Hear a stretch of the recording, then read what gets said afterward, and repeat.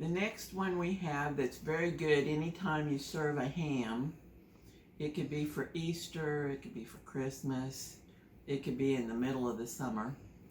This one is called Paula Deen's. I'm giving her all the credit. After all, everybody knows her. But I've got a twist on it that's just a little bit different. Paula Deen's Pineapple Casserole.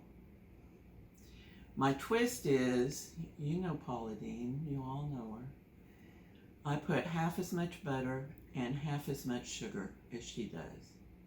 And guess what? It turns out. Okay, now, when you're doing this for a family dinner, this job you can delegate to a grandchild. I don't have any grandchildren around right now, they're all in school. So I'm going to have to do it myself. You put one sleeve of buttery crackers or 2 small sleeves, however you get them. And you pound them up. Use whatever kind of pounder you have to do the job. Grandkids are really good at this. Or children. Or husbands. Okay, this is a quickie. It's gonna go fast. You have your crunched up crackers. You put in your butter. This is the way I do it. You already got them in the bag. You're gonna throw the bag away anyway, so scooch them up together. Remember, we're using half as much as Miss Paula, which is a half a cup. She puts a whole cup in. The next we put in is pineapple juice, a couple tablespoons full. You scooch that up, and you save that till later. The next thing, you get your pan, your dish, and you put 2 cans of drained pineapple in there. If you get a little juice, no biggie, it's going to make up into your sauce. Can't stand leaving any soldiers behind. Now, the rest of this pineapple juice you can give to a grandchild, because you don't want to waste anything. Got your pineapple in there. Next thing you're going to put in is your flour. It's about 6 tablespoons.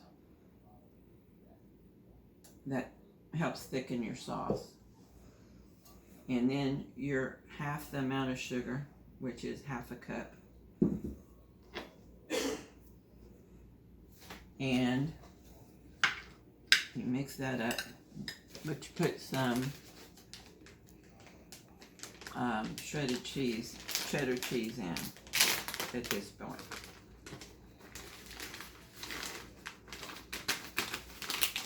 The recipe calls for 2 cups. Okay, now you put 1 cup in and 1 cup on with the cheese crumbles. You stir this up. It's going to make its own thickening. You got your flour in there, you got your sugar in there, you got your cheese in there, you got your pineapple in there.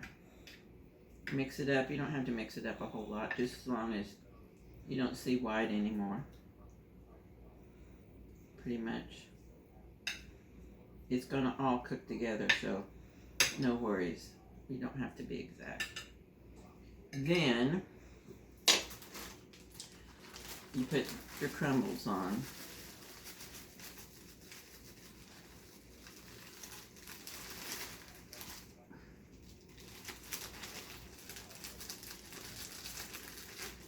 Everybody knows, get it all out of the bag as good as you can. And you spread your crumbles around on top.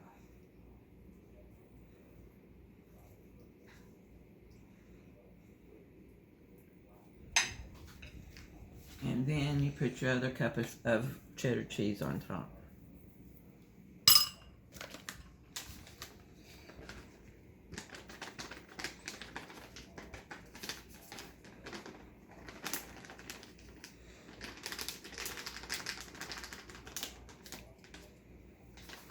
And as we know now, I'm teaching you how to go.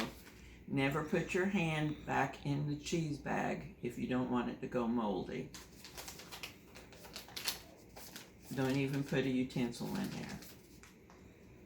there. Okay, now we put this at a 350 oven for 20 to 30 minutes. It depends on your oven, till it gets brown and bubbly. And you've got another holiday favorite that goes with ham or chicken or whatever you want to put it with. Okay, it's out of the oven. You know the drill. Hot and bubbly and slightly brown. Cheese melted is a must. And now, what time is it? Taste test time. It's taste test time.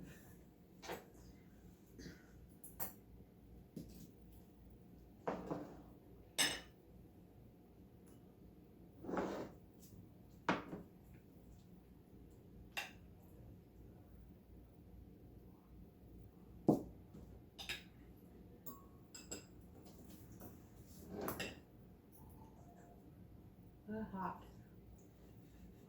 Don't burn yourself. It's so good. It's nothing says Easter like pineapple casserole. You can taste the sharpness of the cheddar, the sweetness of the pineapple, and it's not too sweet.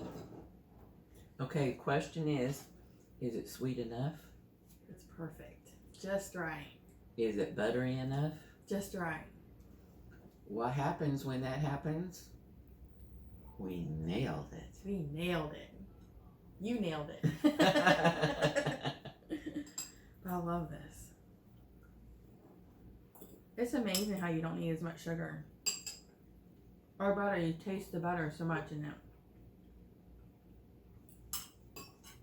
So good. Happy Easter.